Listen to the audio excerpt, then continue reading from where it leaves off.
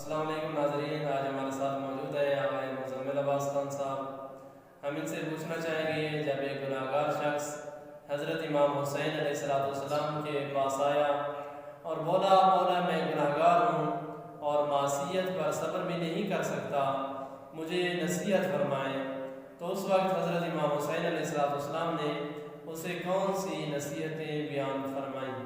بسم اللہ الرحمن الرحیم۔ ایک دن ایک گناہ گار بندہ حضرت امام حسین علیہ السلام کی خدمت میں پیش ہوا اور عرض کرتا ہے، مولا بہت زیادہ گناہ گار ہوں اور معصیت خدا پر بھی صبر نہیں کر سکتا، آج مجھے کوئی نصیحت ارشاد فرمائیں۔ مولا نے فرمایا، اگر تو گناہ کرنا چاہتا ہے تو اس کی زمین کو چھوڑ دے، اس کی حکومت کو چھوڑ دے، پھر جتنے مرضی چاہے تو گناہ کر، یا تو اس کا رزق کھانا چھوڑ دے، پھر جتنے مرضی چاہے گناہ کر، یا وہاں جا کے گناہ کر جہاں تجھے دیکھنے والا کوئی نہ ہو۔ اس نے کہا، مولا یہ ممکن نہیں ہے، خدا تو ہر جگہ موجود ہے۔ پھر مولا نے ارشاد فرمایا، اے بندہ خدا، جب ملک الموت تیری روح قبض کرنے کے لیے آئے، اسے اپنی روح قبض نہ کرنے دینا، تیرا جتنے دل چاہے اب گناہ کر۔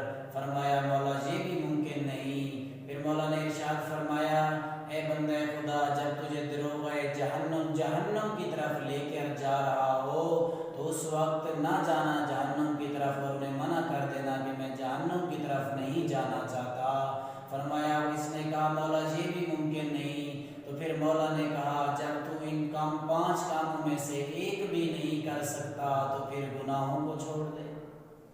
یہ تھے آغا مزمل عباس خان صاحب، بہت ہی آسان طریقے سے حضرت امام حسین علیہ السلام کی نصیحتیں بیان فرما رہے تھے، جو حضرت امام حسین علیہ السلام نے ایک گناہ گار شخص کو کی تھی۔